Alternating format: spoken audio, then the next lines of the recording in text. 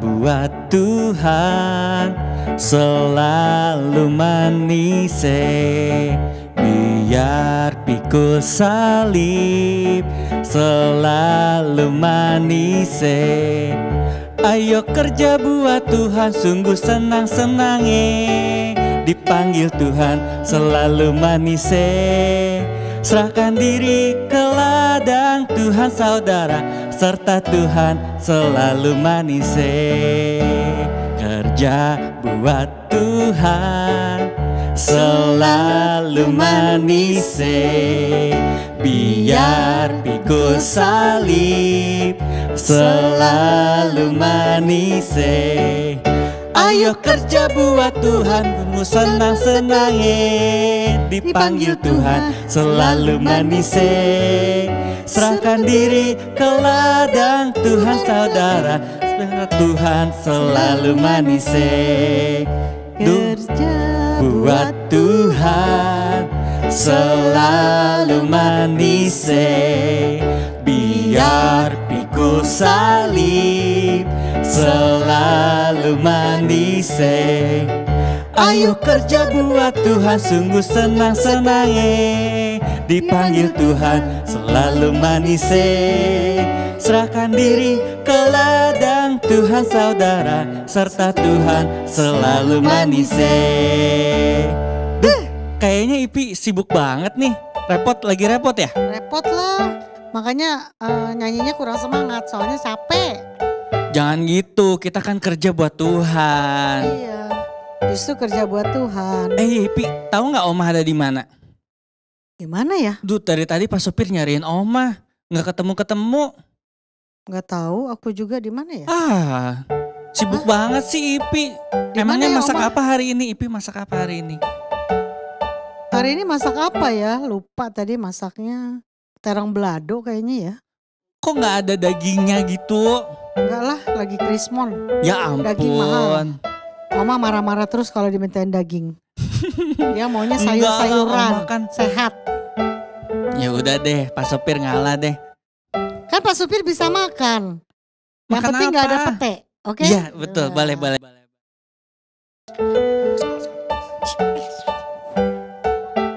Ipi. Ipi kemana ya Ipi? Tadi udah nyaut.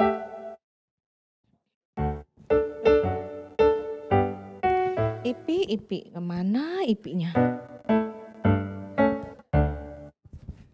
Ya Oma. Lah, yang dipanggil Ipi nongolnya kamu. Oh salah ya? Ipi kemana? Iya, tunggu bentar ya Oma. Coba Pak Sopir cariin cari dong dulu Ipi ya. Dah Oma, bentar ya. Ya.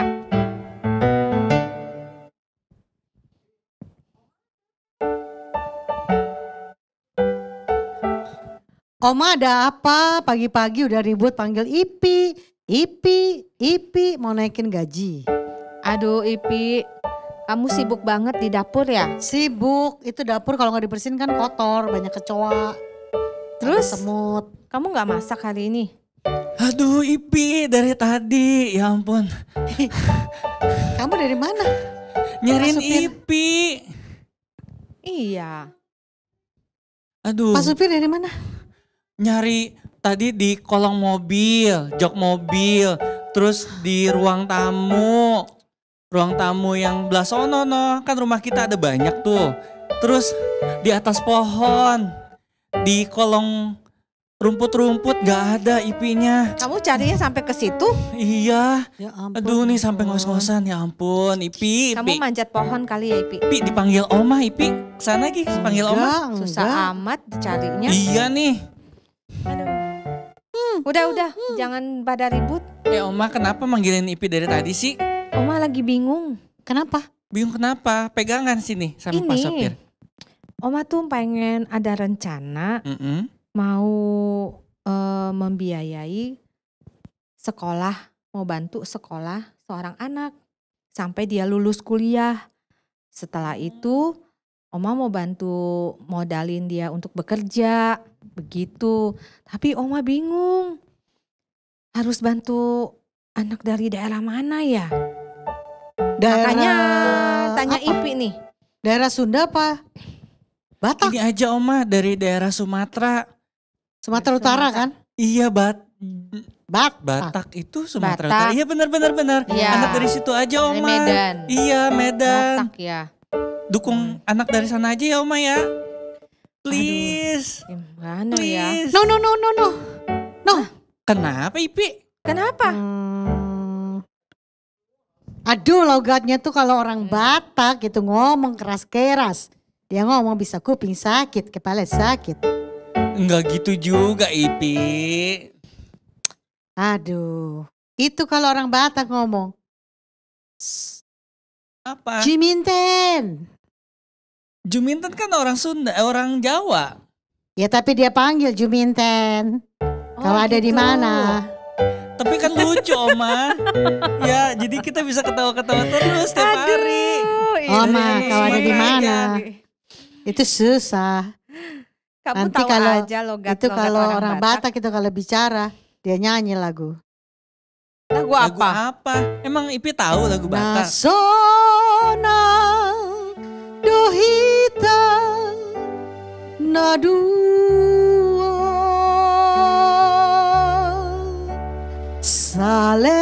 saleleng aurap dohotho. Tuh Oma bagus kan? Orang Batak tuh bagus suaranya. Yop sude dengan nibasam. Bagus kan suaranya? Bagus Nah iya lah. mendingan Batak dong. Kenapa tadi nolak-nolak? Enggak mau. Lalu? Nanti orang Batak itu kasar. Orang Sunda aja. Aya naon, Ih aya nggak naon. mau orang Sunda. Kebanyakan Pileleyan, kata-katanya diulang-ulang. pileleyan. Masa? Pak sopir denger Oma. Masa Pak sopir aslinya orang mana ngomongnya ya? gini, teteh ngeteh sama tetehnya teteh teh. Nah itu mah apa coba? Oh iya teh. Teh. Minum teh. Teh. Sama tetehnya teteh. Tete itu artinya kakak. Nah Apa itu kalau namanya kayak gitu kalau nanti orang Batak ngebingungin bilang Oma. itu Jangan mau Oma. boru. Jangan mau. Usulannya Ipi jangan mau. Udah mendingan orang Batak aja. Anak Batak, anak dari orang Batak. Sunda. Batak. Sunda. Atak. Sunda. Batak. Pileleyan. Udah orang Batak aja ya Oma. Udah. Jangan pada ribut. Kalau begini ribut, aduh Oma jadi pusing. Kucing. Mau Batak. Batak, mau Sunda, mau Batak, mau Sunda. Bingung. Oma jadi tidak tahu harus bagaimana menyelesaikan. Batak aja Oma. Sunda. Begini tuh Sunda. jadinya ya kalian tuh nggak ada kesatuan hati. Ya. Sehingga kalau begini ribut terus tidak ada penyelesaian. Tidak ada kata sepakat. Lalu bagaimana rencana Tuhan bisa terlaksana? Bagaimana Oma bisa bantu orang? Gitu. Iya, Oma. Batak Sunda. Nanti dari mana lagi? Bingung. Pak supir minta maaf ya. Iya. Ipi juga minta maaf ya Oma. Iya, Ipi tidak apa-apa. Kalian kan sudah mengusulkan. Iya. Semua ini mau inget gak lagu itu? Yang Yesus cinta semua anak. Oh iya. Oh iya. Tahu kan? Iya tahu. Yesus cinta Yesus semua cinta anak. semua anak. Yesus cinta semua anak. Semua anak di dunia. Putih, kuning dan hitam semua dicinta Tuhan. Tuhan cinta semua anak di dunia. Yesus cinta semua anak. Semua anak di dunia. Putih, kuning dan hitam semua dicinta Tuhan. Tuhan cinta semua anak di dunia.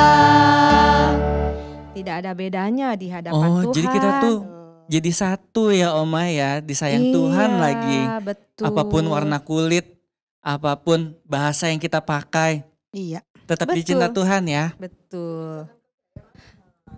Jadi jangan kita kedaerahan, nanti pilih daerah ini, nanti pilih daerah itu gitu. Sehingga kalau kita memilih-milih begitu jadi ribut semuanya. Tidak melaksanakan rencana Allah. Iya Oma. Ya.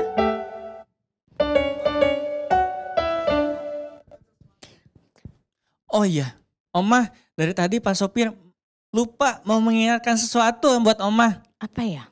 Ingat gak hari ini kita mau ngapain? Ayo siap-siap, buruan. Mau itu ya? Ingat kan Oma? Apa ya? Ayo loh. Hari Sumpah Pemuda. Iya betul Oma. Oh. Maksudnya apa ya Oma? Mau apa? Itu Mau loh. apa kita? Oma diundang buat ada acara Sumpah Pemuda. Iya, aduh, untung Pak Supir. Diundang Oma. Iya, untung Pak Supir ingetin. Iya. Betul. Oma diundang. Asik dong kalau gitu. Iya, Aku kita bisa nanti ikut, kita bisa ikut sama-sama lagi dong. ya. Kita bisa sama-sama memperingati Iya. Hari Sumpah Pemuda. Betul. Ikut di acara tersebut gitu. Ayo kita siap-siap semuanya. Ayo, Yuk. Oke deh. kita ganti baju, kita pakai baju daerah. Oma udah siapin buat kita. Udah ada ya? Udah. Waduh. Udah. Makanya Yuk. untung diingetin ya sama Iya, Pak iya, Supir. iya. Oke, Ayo, oke, Kita Oma. ganti baju dulu deh. Yuk. Oh, Oma, untung Pak Sopir ingetin ya. Jadi kita bisa dandan dulu, Iya. kita bisa ganti baju. kita bisa siap-siap ya. Duh, Oma cantik banget deh. Iya, kamu juga bagus. Iya. Pakaian daerahnya. Wah, Oma cantik sekali. Ah, Ipi. Itu kepalanya pakai apa sih? Kayak Kayak ada tanduknya ada gitu tanduknya ya. gitu. Oh, Ini dari daerah mana Daerah sih? mana ini Oma? emang dari daerah sana. Minangkabau. Nah, tuh tahu. Oh, Minangkabau. Ipi pintar ya. Nah. Ini bajunya Ipi dari mana ya? Ini dari daerah Kalimantan Barat. Bagus ya. Oh iya bagus sih. Suku Dayak. Oh. Suku Dayak, iya. Iya. Sebenarnya ada topi Dayaknya yang ada bulu-bulu. Iya, tapi pada topinya situ. itu apa? Belum kurang angsanya pas. belum dicabutin. Bulu angsa. Teriak-teriak kan nanti angsanya. Oma, ini udah nanti macet loh, jam-jamnya macet. Oh, Yuk kita berangkat pergi ya. sekarang yuk. Kita siap-siap Yuk, ya. yuk, Oke. yuk. Ayo kita siap-siap ya. Oma tapi aku sebentar gemeter kita banget mulai. nih, takut. Kenapa? Nggak tahu nih, demam Gak panggung. apa-apa, nanti Ipi doa. Yaudah kita doa dulu yuk. Oke. Aduh Tuhan Yesus tolong kami Tuhan, urapi kami Tuhan. Kami akan memberikan yang terbaik buat Engkau. Dalam nama Yesus. Haleluya. Amin. Amin, Ayo amin. kita siap-siap mau ke panggung ya. Oke. Yuk. Ya, yuk. Shalom Bapak Ibu, Opa Oma, saudara-saudara semuanya. Puji syukur kepada Tuhan, terima kasih oleh kemurahan Tuhan. Kita bisa memperingati Hari Sumpah Pemuda yang ke-93. Kita bersyukur kalau kita boleh merayakan Hari Sumpah Pemuda dan kita boleh dimerdekakan. Bangsa ini boleh merdeka. Kita tahu suku-suku bangsa semuanya dari Sabang sampai Merauke dengan adanya Sumpah Pemuda hingga Indonesia mengalami kemerdekaan yang luar biasa. Oleh karena itu, sama-sama yuk kita bersatu. Jangan lagi mengutamakan suku daerah masing-masing. Yuk sama-sama kita mau mewujudkan Indonesia adidaya. Kita mau Tuhan memberkati bangsa Indonesia. Haleluya. Haleluya. Syukur untuk setiap rencanamu dan rancanganmu yang mulia. Dalam satu tubuh kami bersatu menjadi duta kerajaanmu. Ku ucapkan berkat atas Indonesia, biar kemuliaan Tuhan akan nyata bagi bangsa ini. Kami berdiri dan membawa doa kami kepadamu. Sesuatu yang besar pasti terjadi dan mengubahkan negeri negeri kami. Hanya nama-Mu Tuhan ditinggikan atas seluruh bumi. Ini syukur kami, syukur untuk setiap rencana-Mu dan rancangan-Mu yang mulia. dalam satu tubuh kami bersatu menjadi duta kerajaan-Mu.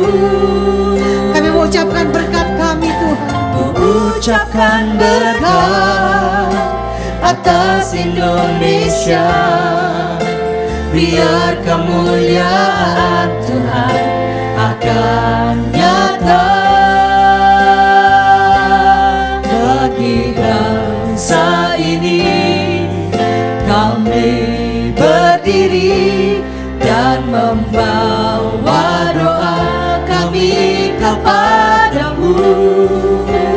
Sesuatu yang besar pasti terjadi dan mengubahkan negeri kami. Hanya nama-Mu Tuhan ditinggikan atas seluruh bumi. bagi bangsa ini, Bagi bangsa ini kami berdiri dan membawa doa kami kepadamu. Sesuatu yang besar pasti terjadi dan mengubahkan negeri kami. Hanya nama-Mu Tuhan ditinggikan atas seluruh bumi.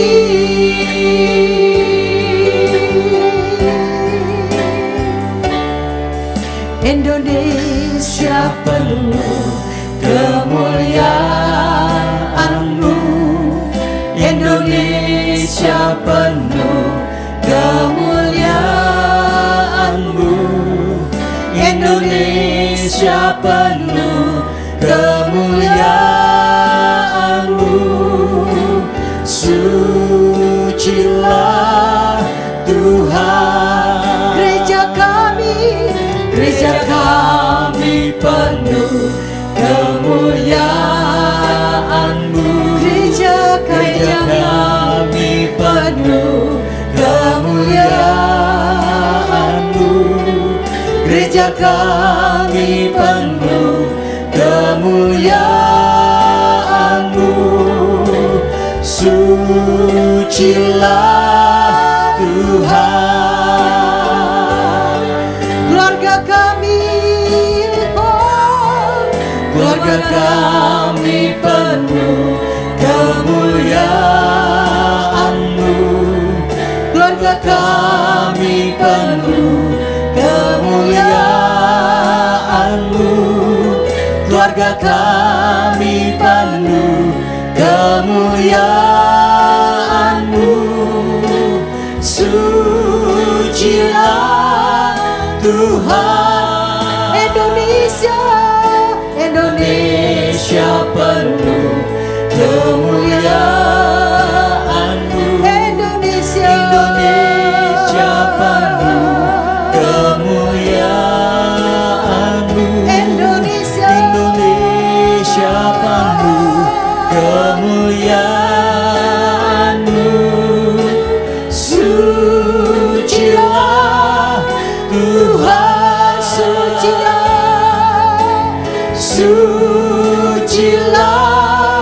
Tuhan. Sucilah Tuhan. mari kita mulai berdoa menyembah di dalam roh. Berdoa buat Indonesia. Berdoa buat Indonesia. Bangsa ini Tuhan akan mengalami pemulihan yang dahsyat. Indonesia penuh kemuliaan-Mu. Indonesia akan dilawat Tuhan.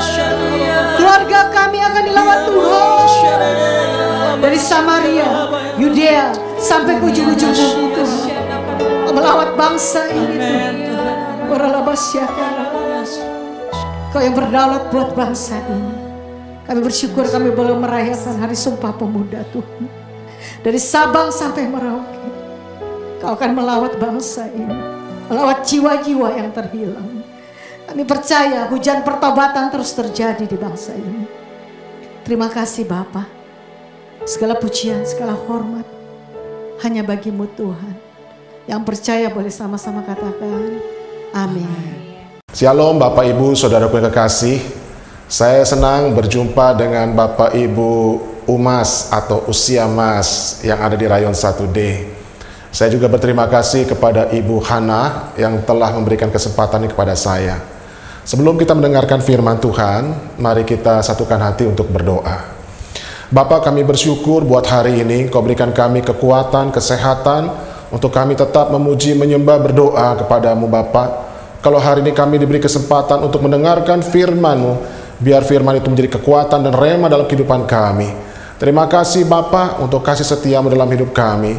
Terpuji nama-Mu yang kudus, di dalam nama Yesus Kristus kami berdoa dan bersyukur. Mari yang percaya dan mengasihi Tuhan bersama-sama katakan amin. Haleluya. Bapak Ibu saudara kasih, tema firman Tuhan pada hari ini ialah bersatu untuk melakukan kehendak Tuhan. Ya, setelah saya berdoa dan bergumul bagaimana kita bersatu melakukan kehendak Tuhan, tentunya kita harus mempunyai satu hati dengan Tuhan, satu pikiran dengan Tuhan untuk melakukan kehendak Tuhan.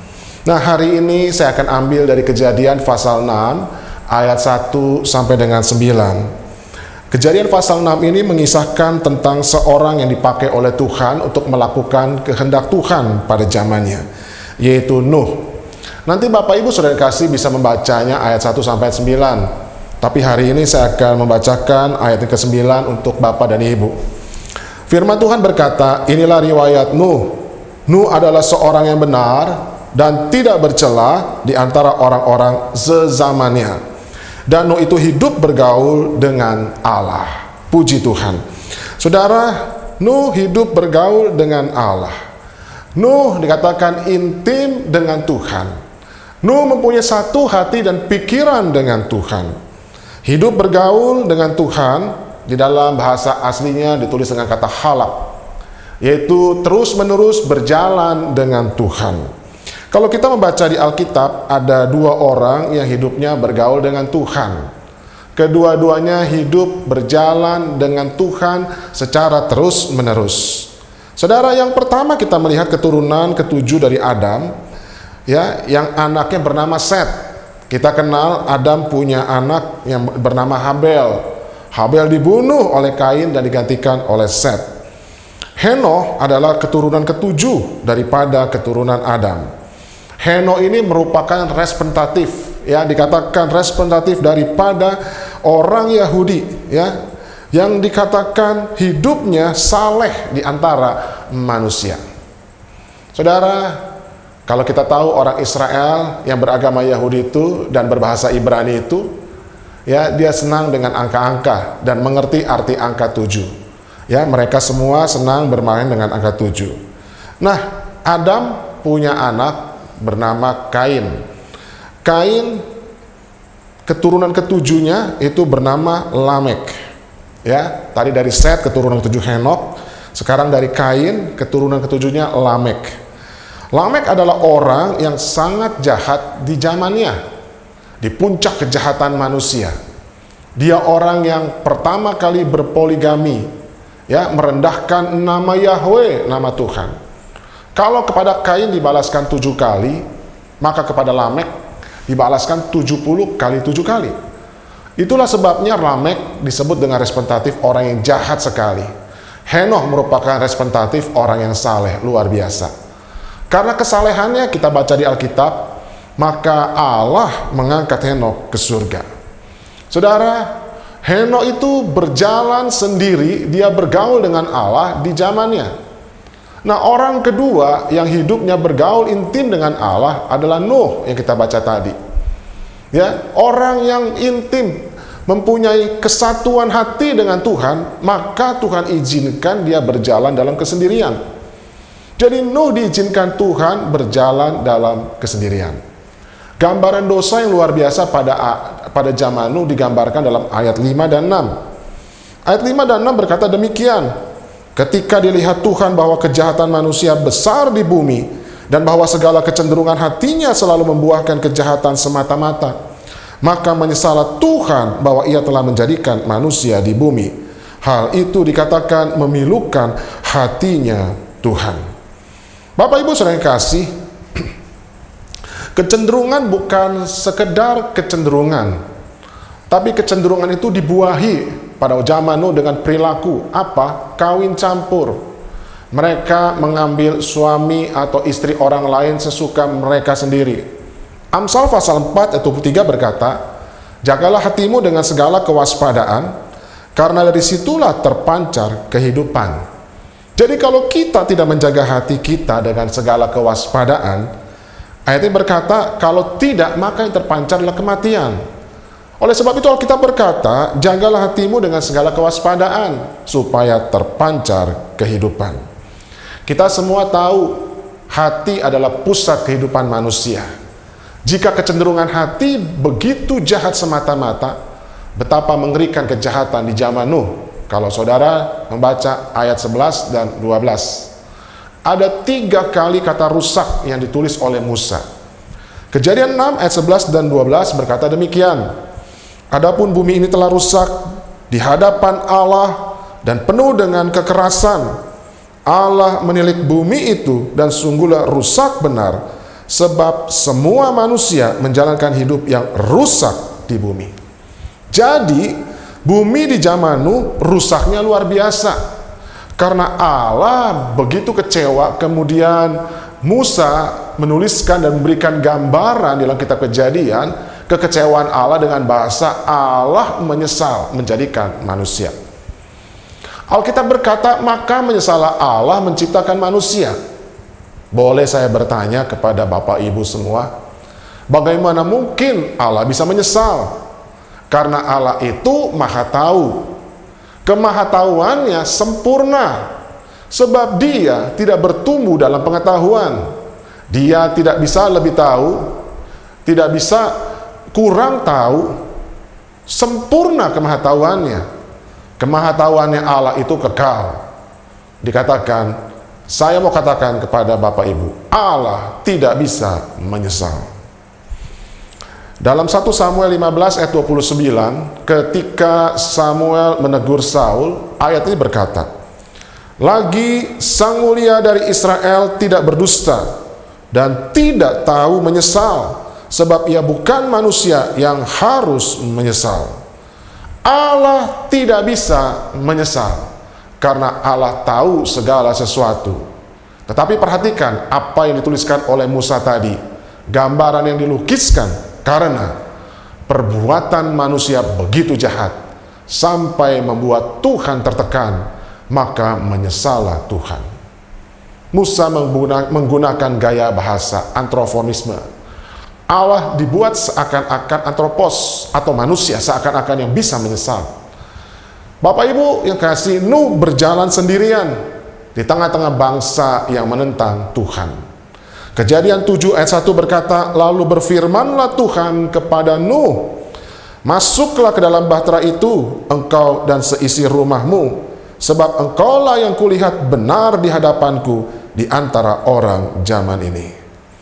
Saudara yang kasih, kita tidak pernah menemukan di Alkitab satu ayat pun di mana istri Nuh masuk bahtera karena kesalehannya.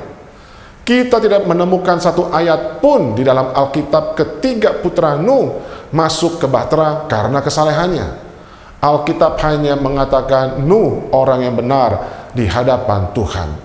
Dia sungguh-sungguh sendiri di zaman yang menentang Allah dan menakutkan.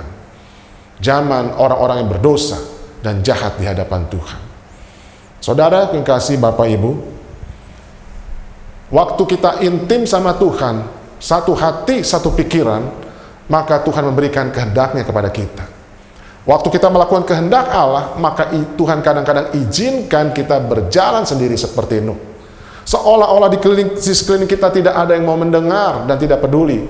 Tapi ingat baik-baik, waktu kita melakukan kehendak Allah, maka lihat ada istri dan anak-anak Nuh yang ikut. Kristus telah memberitahu orang di akhir zaman hidup seperti apa. Gambaran di akhir zaman, saudara, di dua zaman yang diberikan Allah. Kalau kita membaca di dalam Lukas pasal 17 ayat 26 dan 27 berkata demikian, ini gambaran di akhir zaman di mana kita hidup.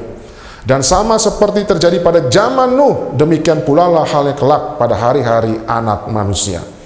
Mereka makan dan minum, mereka kawin dan mengawinkan, sampai kepada hari Nuh masuk ke dalam bahtera.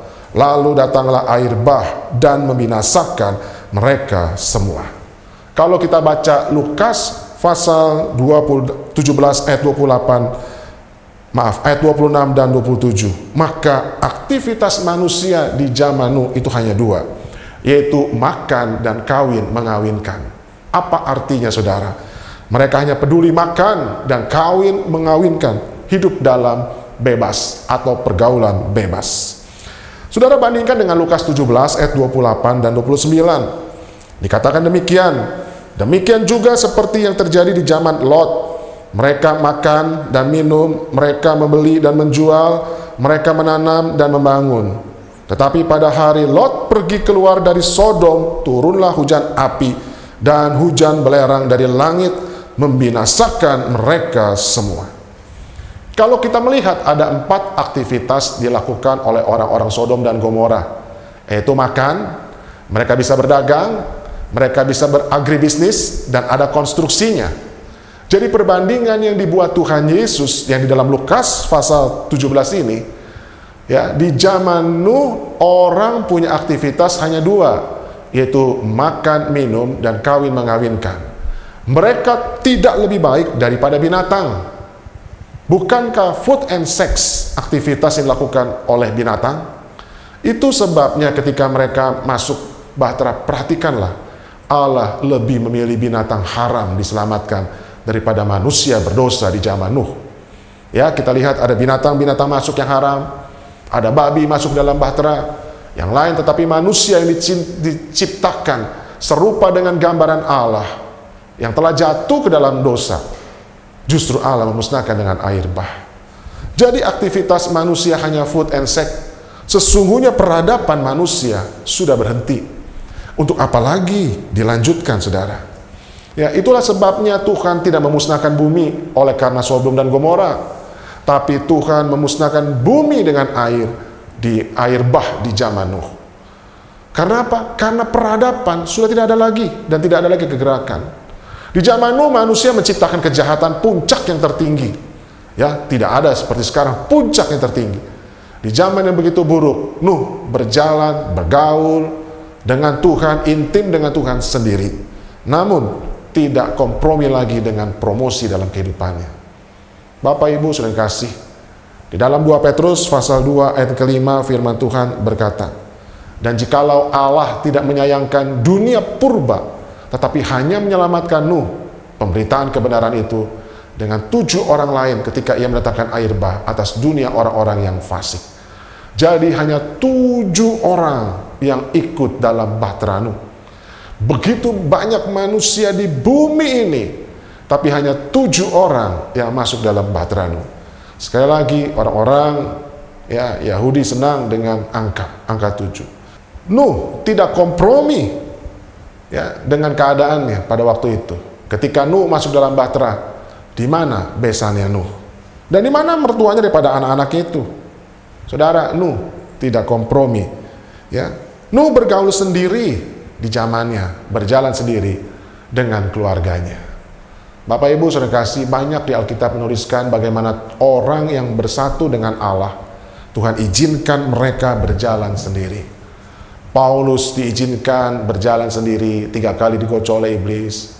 Kemudian juga ada yang diizinkan berjalan dengan keluarga, yaitu Daud. Ketika dikejar-kejar oleh Absalom, dia berjalan sendiri, oleh keluarga dikejar Absalom anaknya. Ya, ada yang lebih sulit bergumul di dalam zamannya waktu itu adalah Nuh. Waktu Lot mengalami pergumulannya, Lot melarikan diri. Waktu Elia bergumul di zamannya, Elia juga melarikan diri. Tetapi ketika Nuh bergumul dengan zamannya, Nuh berdiri di tempatnya bersama dengan Tuhan. Dia bergaul intim, bersatu dengan Tuhan. Saudara yang kasih, sekali lagi kadang-kadang kita diizinkan untuk berjalan sendiri. Tidak ada orang lain yang datang menemani kita. Kadang situasi itu diatur Tuhan begitu rupa, sehingga engkau mengalami kesendirian, sungguh-sungguh sendiri. Tuhan Yesus pernah mengalaminya ketika di kayu salib. Dia berkata, Eli, Eli lama sabatane. Ya Aba, ya Bapa, mengapa engkau meninggalkan aku? Aku haus akan keintiman dengan Bapanya. Satu-satu sandarannya pada waktu Yesus disalib hanya Bapa di surga. Jika putra tunggalnya saja, Yesus Kristus, pernah mengalami hal yang demikian, ya, diizinkan mengalami kesendirian. Siapa kita? Kadang kita ketemu situasi yang sungguh-sungguh sendiri. Kita berharap ada sahabat yang hadir menghibur kita. Mereka pun tidak ada. Kita berharap mungkin pasangan kita mengerti pergumulan kita. Juga pun mereka tidak mengerti. Kita berharap orang tua kita mengerti, anak, suami, istri. Kita berharap mendorong, menguatkan kita. Saudara, kadang-kadang Tuhan izinkan situasi ini menjauhi kita, agar kita berdua saja dengan Tuhan. Saudara, unity dengan Allah untuk melakukan kehendak Allah. Kadang-kadang Tuhan izinkan kita hanya berdua saja dengan Tuhan. Bergaul dengan Dia, agar mengenal pribadinya. Kadang kita diizinkan berjalan sendiri, hanya berdua saja. Bukankah Allah berkata Immanuel, Iman Elohim, Allah ada di dalam kita. Allah menyertai untuk kemuliaan bagi namanya. Yang percaya dan mengasihi Tuhan katakan, amin. Saudara, Nuh, dia intim sama Tuhan, unity sama Tuhan. Dikatakan waktu dia bergerak, waktu dia berjalan, maka Nuh bergerak dalam anugerah Tuhan. Kejadian 6 ayat 8 berkata demikian, tetapi Nuh mendapat kasih karunia di mata Tuhan. Saudara, perhatikan Nuh dan Henokh di dalam Alkitab, ya. Henokh itu berumur 65 tahun, hidup tidak mengenal Tuhan. Penafsir Alkitab dan para pakar memberitahu 65 tahun, Henokh tidak mengenal Allah. Ya, suatu hari yang mendapat wahyu dari Tuhan, dari ilahi. Dikatakan dia beri anak lahir yang bernama Metusalah. Yang artinya ketika anak ini mati, hal itu terjadi. Apa yang terjadi? Yaitu air bah. Itu sebabnya karena Henokh tidak tahu kapan Metusalah mati, jadi Henokh hidup hati-hati. Dia bergaul intim dengan Tuhan terus menerus. Jadi Henokh berumur 365 tahun. 65 tahun belum kenal Tuhan, tapi 300 tahun kemudian dia hidup bersama dengan Tuhan. Dia hidup, dikatakan waktu hidup terangkat ke surga. Saudara, dan tidak turun lagi ke bawah. Jadi menurut saya, siapakah umur yang paling panjang? Yaitu Henokh. Karena Henokh diangkat hidup-hidup ke surga. Maukah Bapak Ibu diangkat hidup-hidup ke surga? Saya percaya kita semua mau, ya, diangkat hidup-hidup ke surga seperti Henokh. Nuh hidup di zaman yang jahat. Ketika tiba-tiba umur 500 tahun, Alkitab mencatat. Ayat tadi berkata tiba-tiba Nuh mendapat kasih karunia di mata Tuhan. Lalu Nuh diperintahkan oleh Tuhan membangun bahtera. Dia bangun bahtera 100 tahun lamanya. Saudara bisa bayangkan, persis umur 600 tahun datanglah air bah. Nuh itu beroleh kasih karunia Tuhan, ya, di mata Tuhan dia memperoleh kasih karunia. Dalam Kejadian 7 ayat 16 berkata demikian. Dan yang masuk itu adalah jantan dan betina dari segala yang hidup, seperti yang diperintahkan Allah kepada Nuh. Lalu Tuhan menutup pintu bahtera itu di belakang Nuh. Perhatikan. Lalu Tuhan menutup pintu bahtera di belakang Nuh. Ada 4 pria di bahtera Nuh. Keempat pria ini dapat menutup pintu bahtera. Kenapa Tuhan yang harus menutup pintu bahtera dari luar? Sebenarnya sekali lagi, Musa ingin memberitahu sesuatu.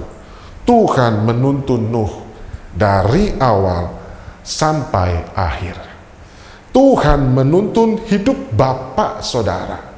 Ketika kita bersatu dengan Tuhan, melakukan Tuhan, Dia tuntun hidup kita, Bapak dan Ibu, dari awal hingga akhir. Dari kasih karunia kepada kasih karunia yang kita lewati dalam hidup ini. Saudara, pada waktu Allah menutup pintu bahtera dari luar, itu berarti Allah memastikan Nuh masuk dalam bahtera, dan Tuhan menutupnya.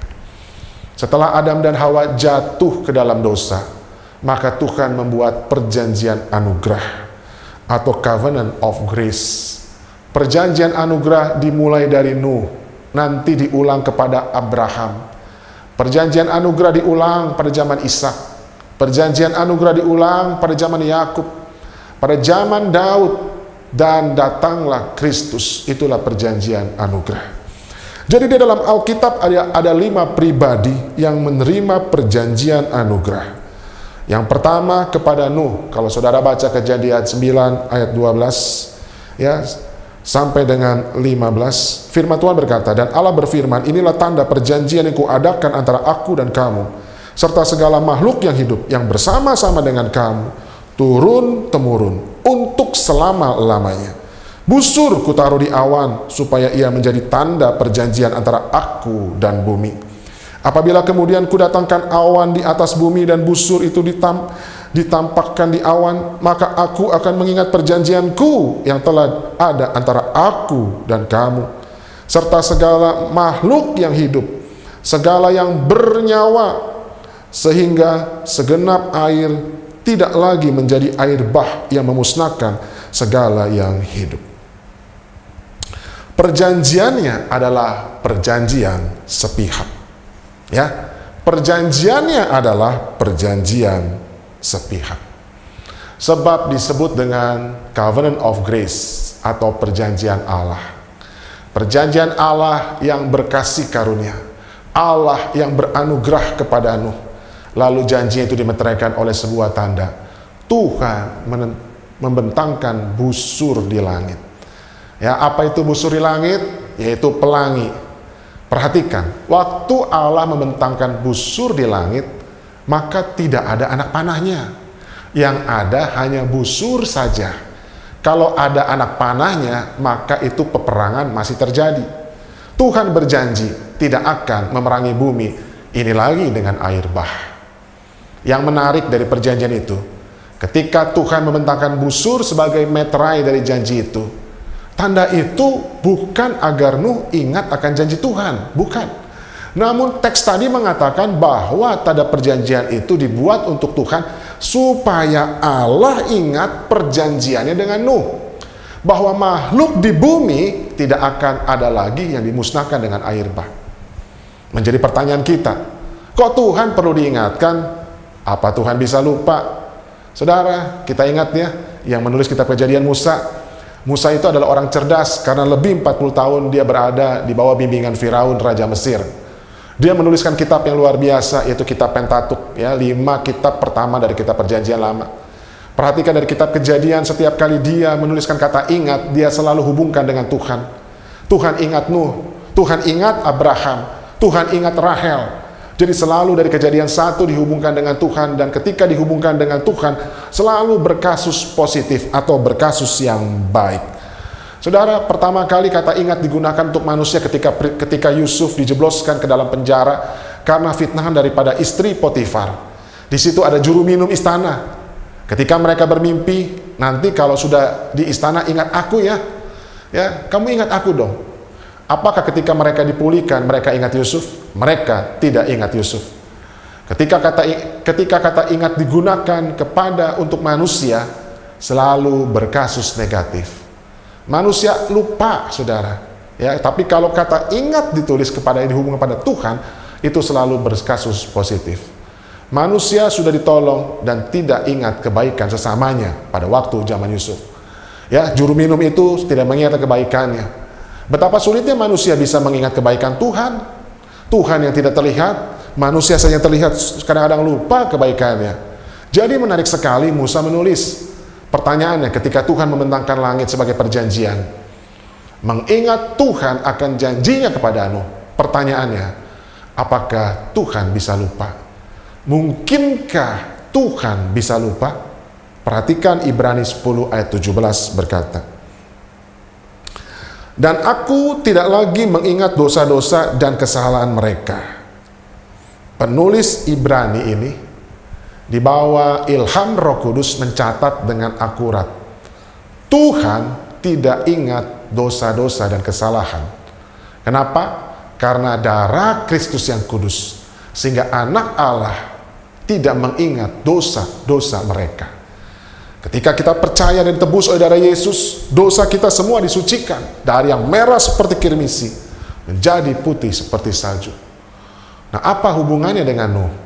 Ketika Nuh menderita, ketika Nuh susah, ketika Nuh mengalami tekanan, Tuhan ingat dia, tapi Tuhan lupa akan kesalahan Nuh. Bapak, Ibu yang kasih, itulah yang dinamakan perjanjian anugerah. Tuhan ingat kita ketika kita dalam penderitaan. Dia ingat. Ketika Bapak Ibu dalam penderitaan, Tuhan ingat kita. Tetapi Tuhan tidak mengingat-ingat dosa kita. Bukankah Allah besar anugerahnya? Kalau Bapak Ibu sampai hari ini bisa hidup saleh dan kudus seperti Nuh, karena Allah tidak pernah mengingat dosa-dosa kita. Kuasa darah Yesus membungkus kita sebagai Allah yang melihat kuasa darahnya. Tuhan tidak ingat kesalahan kita lagi. Itulah yang disebut dengan perjanjian darah. Hari itu Nuh masuk bahtera. Jalan untuk masuk bahtera hari itu satu-satunya adalah jalan untuk masuk keselamatan pada hari itu adalah satu-satunya masuk dalam bahtera. Jadi pada zaman Nuh tidak ada gunung yang lebih tinggi dari air bah. Karena semua gunung dilanda air. Hujan turun 40 hari 40 malam. Itulah anugerah yang luar biasa. Lebih dari 370 hari Nuh ada di dalam bahtera. 370 hari itu berapa lama saudara? Kurang lebih 1 tahun. Bahtera Nuh itu sempit. Karena ada banyak binatang. Oleh karena kasih karena Allah, Nuh dapat bertahan. Kita melewati masa pandemi. Berapa lama saudara tinggal di rumah? Adakah 370 hari saudara tinggal di rumah? Nuh tinggal 370 hari di dalam bahtera yang sempit dan dia dapat bertahan. Waktu kita memperoleh kasih karunia Allah, mungkin di dalamnya ada kepengapan, kesulitan, ada pergumulan-pergumulan dalam hidup yang tidak mudah. Tetaplah dalam anugerah Tuhan. Sekali dalam anugerah, biarlah selamatnya dalam anugerah Tuhan. Karena di dalam anugerah kita beroleh keselamatan dan pertolongan dari Tuhan. Saudara, itu yang dialami oleh Nuh. Meskipun dalam kepengapan di dalam bahtera yang sempit, tetap dia memperoleh namanya anugerah Tuhan. Waktu kita bersatu dengan Allah, kita mau melakukan kehendak Allah, kita mau melakukannya dalam ketaatan. Kejadian 6 ayat 22 berkata, lalu Nuh melakukan semuanya itu tepat seperti yang diperintahkan Allah kepadanya. Demikianlah ia lakukan. Saudara yang kasih, orang yang unity dengan Allah, dia berjalan dalam ketaatan. Ketaatan itu sifatnya mutlak, nggak bisa ditawar. Saya mau taat 50% saja, 50% saya nggak mau taat. Mutlak saudara. Saya mau taat 70% aja, 30% saya nggak mau taat. Nggak bisa saudara. Ketaatan itu mutlak sifatnya. Nuh taat kepada Allah secara mutlak, tepat seperti yang Tuhan mau. Bagaimana dalam kehidupan sehari-hari kita mau taat secara mutlak? Yang pertama, mementingkan ketepatan bukan kecepatan. Waktu kita mau melakukan kehendak Allah, Tuhan inginkan kita mementingkan ketepatan dan bukan kecepatan. Waktu kita mau melakukan kehendak Allah, bukan akurasi. Akurasi bukan akselerasi, artinya ketepatan dan bukan yang namanya percepatan. Waktu kita mau melakukan kehendak Allah, Tuhan katakan tidak ada keberatan, lakukan saja, no objection. Waktu kita mau melakukan kehendak Allah, tidak ada pertanyaan, saudara. Kenapa harus melakukan ini dan bukan itu? Tidak ada pertanyaan. Waktu kita mau melakukan kehendak Allah, tidak ada ketegangan. Saudara, pasal 6 sampai 9 ada peristiwa penting, air bah akan melanda. Tuhan suruh Nuh buat bahtera. Dia diam dalam sebuah ketaatan. Saudara bisa bayangkan, ya, betapa sulitnya waktu itu orang untuk bertobat, tapi terus dia berjalan meskipun sendiri. Ada dua orang di Alkitab yang diam dalam ketaatan. Yang pertama yaitu Yusuf, suami daripada Maria. Tidak ada satu kata pun yang keluar dari mulutnya ketika Tuhan berikan visi dalam kehidupannya. Nuh diam sampai air bah surut. Saudara, dikatakan bahtera terdampar di gunung Ararat. Nuh tidak keluar dari bahtera sampai Tuhan dia suruh keluar. Bapak Ibu saudara yang kasih, penting kita belajar taat tanpa mempertanyakan, taat secara tepat, taat tanpa syarat. Nah, Bapak Ibu, waktu bumi diciptakan, air ditaruh Tuhan di atas, air yang di bawah dipisahkan, lalu muncullah daratan. Jadi bumi itu dibungkus oleh tirai uap air. Tirai uap airnya yang tebal itu seperti manusia hidup di dalam kulkas. Makanya Alkitab mencatat mereka berumur panjang, sangat panjang. Para arkeolog coba mencari tahu. Mereka berkata orang di zaman itu kalau dia lari 100 km jauhnya, saudara, tidak akan merasa lelah karena sejuk sekali, ya, dibungkus oleh uap air. Karena bumi dibungkus sehingga matahari tidak langsung masuk. Ketika Nuh memberitakan bahwa air bah akan datang, saudara, maka semua mereka ketawa, saudara. Ya, mereka mencela Nuh, mereka tidak percaya. Kalau kita baca di Alkitab, karena sampai pasal ke-6 Kejadian tidak pernah ada hujan. Orang zaman itu tidak tahu tentang hujan. Jadi berkata, apa itu hujan? Alkitab tidak pernah mencatat tentang hujan. Hari itu seluruh tirai dikatakan pada zaman Nuh, tumpah air itu ke bumi. Alkitab juga mencatat sumber-sumber mata air terbelah sehingga muncul di dalam bumi dan meluap keluar. Saudara yang kasih, 40 hari 40 malam bahtera yang terbuat dari kayu gofir, kayu akasia diombang-ambingkan oleh bahtera. Saudara, lebih dari 370 hari bahtera itu tetap kokoh. Kalau kita bandingkan dengan kapal Titanic yang dibuat oleh para ahli, kapal itu hanya menyenggol es sedikit saja dan tenggelam. Kenapa bahtera Nuh begitu kokoh selama lebih 370 hari?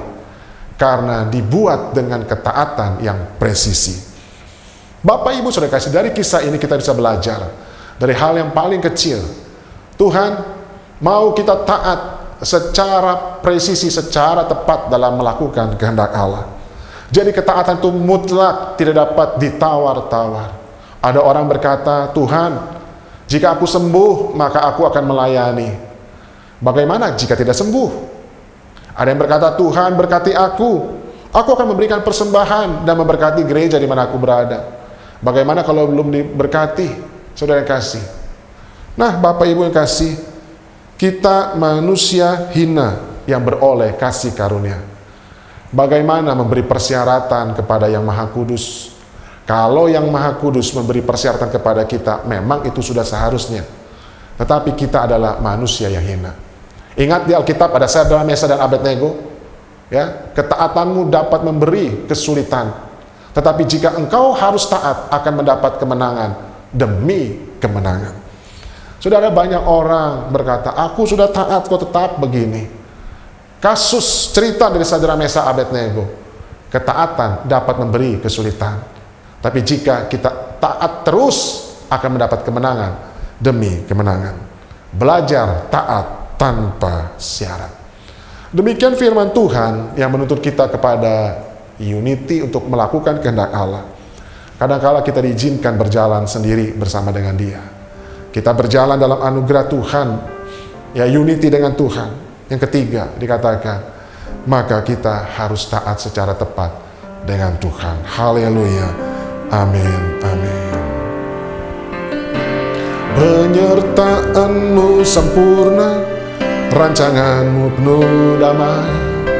aman dan sejahtera.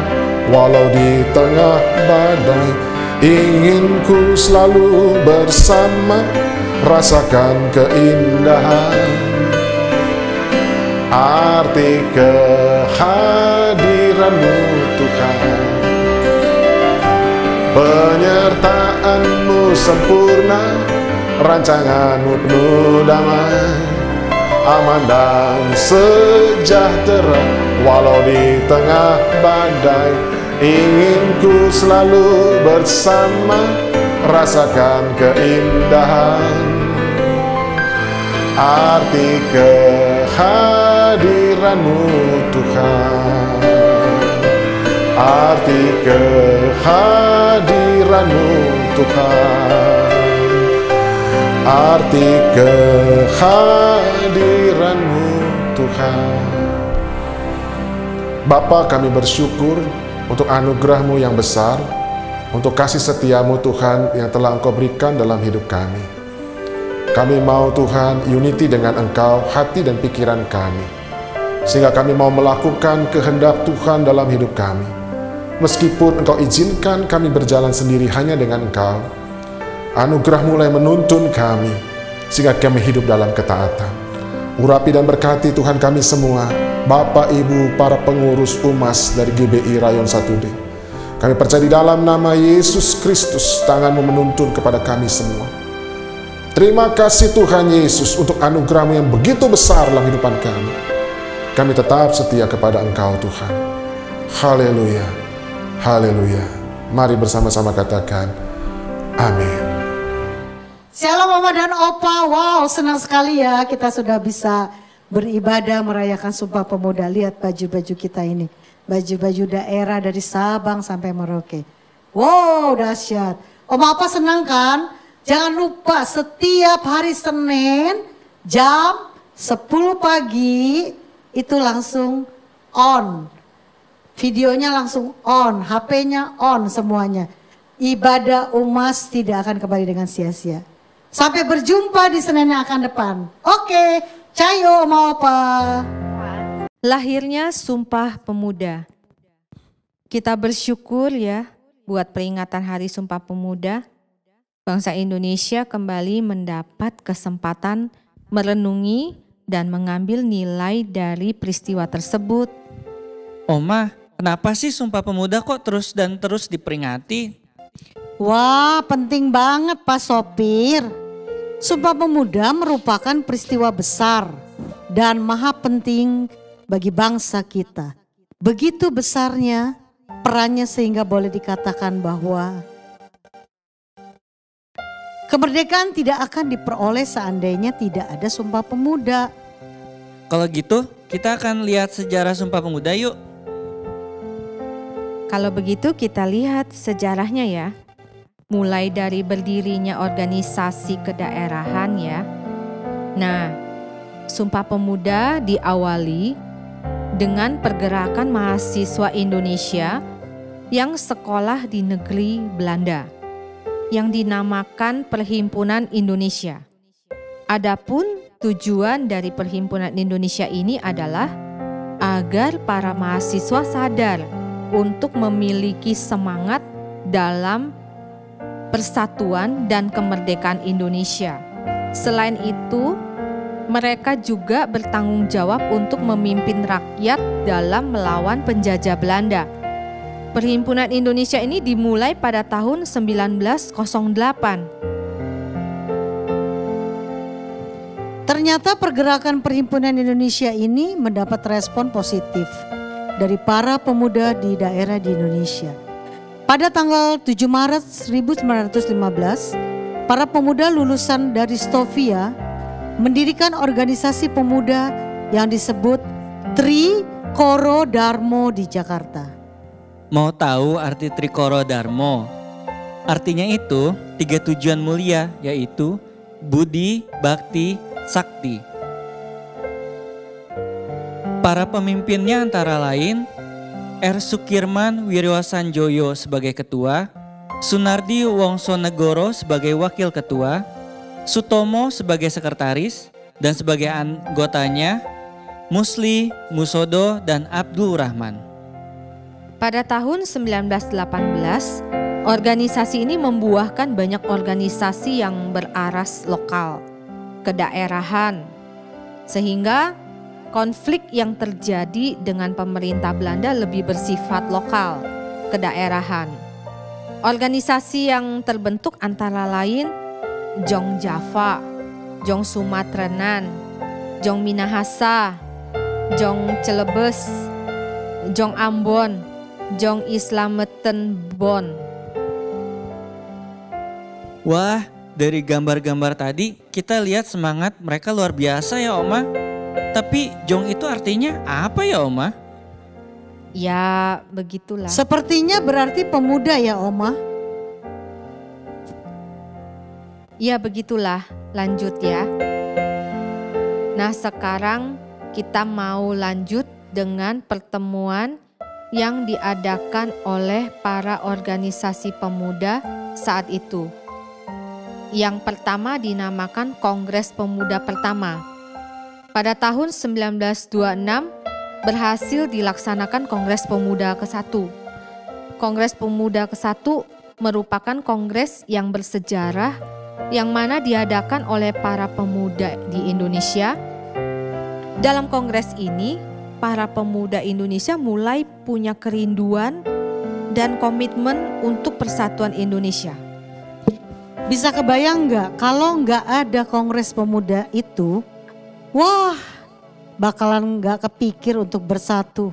Mengerikan ya, bisa-bisa kita tetap dijajah loh. Selain membicarakan tentang persatuan, dalam Kongres Pemuda Pertama ini, para pemuda yang berasal dari berbagai wilayah di Hindia Belanda bisa saling bertemu ya Oma. Betul, Yang tadinya betul. hanya bersifat kedaerahan, sekarang mulai terbuka wawasan kebangsaan. Benar ya Oma?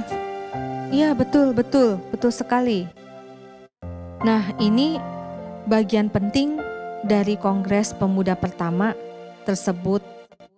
Muhammad Yamin menyumbangkan pemikirannya tentang bahasa persatuan Indonesia. Jadi dari sekian banyaknya bahasa daerah di berbagai suku di Indonesia, Muhammad Yamin meyakini bahwa bahasa Jawa dan bahasa Melayu bisa dijadikan sebagai bahasa persatuan. Betul Pak Supir, dari perkembangannya kemudian dipilihlah bahasa Melayu sebagai bahasa persatuan Indonesia. Ayo kita lanjut ya. Kita mau lihat nih Kongres Pemuda kedua pada tanggal 27 sampai 28 Oktober 1928 digelar Kongres Pemuda yang kedua yang seterusnya diperingati sebagai Hari Sumpah Pemuda. Oh gitu ya Oma. Jadi peristiwa Sumpah Pemuda pada tahun 1928 cukup penting dan menjadi tonggak sejarah dan peristiwa pembentukan negara Indonesia ya.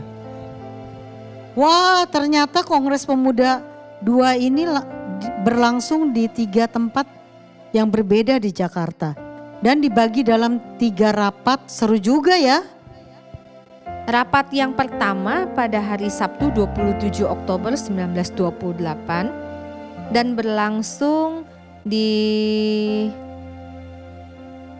itu yang sekarang tuh menjadi Aula Gereja Katedral Jakarta itu loh. Dan rapat kedua pada hari Minggu 28 Oktober 1928 berlangsung di sekitar gedung Mahkamah Agung, Jalan Merdeka Utara, dekat Istana Negara. Rapat ketiga Minggu 28 Oktober 1928 berlangsung di Museum Sumpah Pemuda, Jalan Keramat nomor 106. Oh, kita bisa melihat peristiwa penting Kongres Pemuda kedua ini loh Oma. Di gedung inilah pertama kali lagu Indonesia Raya gubahan Wage Rudolf Supratman dikumandangkan. Wah keren ya Oma. Nah setelah itu hasil keputusan rapat yang dirumuskan oleh Muhammad Yamin yang kemudian dikenal dengan Sumpah Pemuda dibacakan oleh Ketua Panitia Sugondo Joyo Puspito. Sumpah Pemuda. Pertama, kami putra dan putri Indonesia mengaku bertumpah darah yang satu, tanah Indonesia. Kedua, kami putra dan putri Indonesia mengaku berbangsa yang satu, bangsa Indonesia. Ketiga, kami putra dan putri Indonesia menjunjung bahasa persatuan, bahasa Indonesia. Jakarta, 28 Oktober 1928. Nah, sekarang kita mau lihat isi Sumpah Pemuda ya. Tentu saja kandungan isi Sumpah Pemuda dan keberhasilan Kongres Pemuda II ini mendapat reaksi negatif dari penjajah. Justru yang dilakukan penjajah adalah bertolak belakang, yaitu memberi kesempatan pada pemuda-pemuda daerah untuk membela daerahnya masing-masing dengan tujuan untuk memecah semangat persatuan. Si penjajah pasti tidak setuju ya Oma? Penjajah mengatakan bahwa persatuan Indonesia tidak mungkin karena tiap daerah memiliki ciri dan identitas masing-masing. Dan pemuda Indonesia tentunya tidak gentar menghadapi serangan tersebut. Tapi akhirnya organisasi pemuda yang bersifat kedaerahan justru melebur sebagai perwujudan Sumpah Pemuda dan hasil Kongres Pemuda II. Peleburan ini dilakukan pada tanggal 31 Desember 1930 pukul 12 malam. Pastinya sejak Sumpah Pemuda timbullah rasa kebangsaan dan kecintaan pada Indonesia. Dan istilah Hindia Belanda tak lagi digunakan dalam perjuangan bangsa. Selanjutnya, sejarah mencatat semua perjuangan para pemuda untuk memperoleh kemerdekaan dan mempertahankan kemerdekaan untuk Indonesia tercinta. Dan tentu saja konflik antara pejuang dan penjajah tidak lagi bersifat lokal, yang sangat merugikan penjajah dan sampailah pada kemerdekaan Indonesia. Luar biasa pentingnya Sumpah Pemuda ya.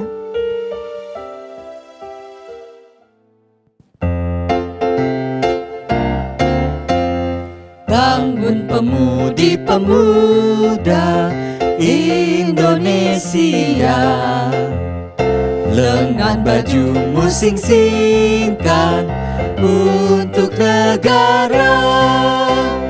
Masa yang akan datang kewajibanmu lah menjadi tanggunganmu terhadap nusa, menjadi tanggunganmu terhadap nusa.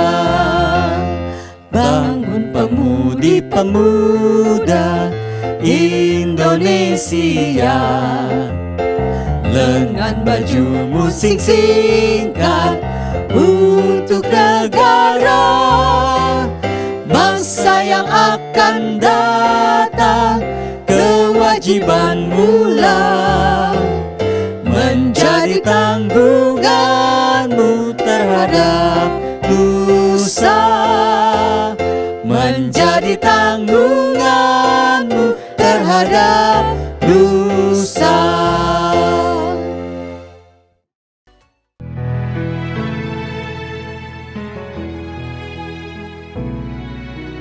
Tidak dengan tangan yang hampa ku datang ke hadiratmu,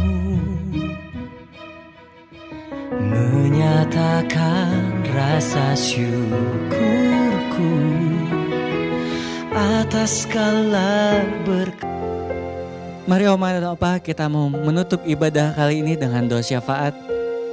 Tuhan Yesus yang terima kasih buat kasih setiamu atas bangsa ini. Kami bisa merayakan ibadah Sumpah Pemuda. Itu semua karena belas kasihanmu atas negeri ini ya Tuhan, bangsa Indonesia. Kami terus mau berdoa bagi bangsa ini ya Tuhan. Kesatuan hati, kesatuan visi ya Tuhan. Biarlah semua masyarakat dari yang tertinggi hingga yang terendah ya Tuhan, sama-sama memiliki satu hati untuk memajukan bangsa ini ya Tuhan menjadi lebih baik lagi ya Tuhan Yesus. Kami juga terus berserah kepadamu ya Tuhan, menyertakan Engkau di dalamnya ya Tuhan, karena kami yakin Tanpa Engkau, bangsa ini tidak ada apa-apanya ya Tuhan Yesus. Kami juga mau berdoa bagi gereja kami ya Tuhan, GBI Gatot Subroto. Kami berdoa bagi gembala sidang kami, Pendeta Insinyur Niko Nyotora Harjo, ke dalam tangan-Mu beserta wakil-wakilnya ya Tuhan. Tuhan sertai kemanapun Pak Niko pergi ya Tuhan melayani Engkau, biarlah hatinya melekat pada hati-Mu ya Tuhan Yesus. Kami juga berdoa bagi Gembala Sidang Rayon 1D, Pendeta Kiki Haryadi, ke dalam tangan-Mu. Kami bawa keluarganya, kami bawa semua apa yang Pak Kiki layani ya Tuhan. Biarlah itu menjadi berkat bagi siapapun, ke bangsa-bangsa juga ya Tuhan Yesus. Kami juga dengan hati kami mau berdoa bagi tempat ini ya Tuhan, ibadah UMAS. Kami mau berdoa bagi Bu Hana ya Tuhan Yesus. Biarlah hati-Mu terus ada dalam hati Bu Hana ya Tuhan. Kemanapun Bu Hana melangkah, kemanapun, apapun yang dikerjakannya ya Tuhan, Tuhan membuatnya berhasil. Tuhan ada selalu di dalam kehidupan Bu Hana. Biarlah UMAS ini ya Tuhan, wadah UMAS ini menjadi berkat bagi oma opa dimanapun mereka berada ya Tuhan. Kami juga rindu buat oma dan opa, buat kesehatan oma dan opa, buat apa yang diangan-angankan, buat dicita-citakan. Biarlah Tuhan terus menemani oma dan opa dimanapun mereka berada. Kami alaskan doa ini ya Tuhan ke dalam tangan-Mu yang kudus. Di dalam nama Tuhan Yesus kami berdoa, haleluya, amin. Bapak Ibu saudara kasih, mari kita angkat kedua tangan untuk menerima berkat dari Tuhan.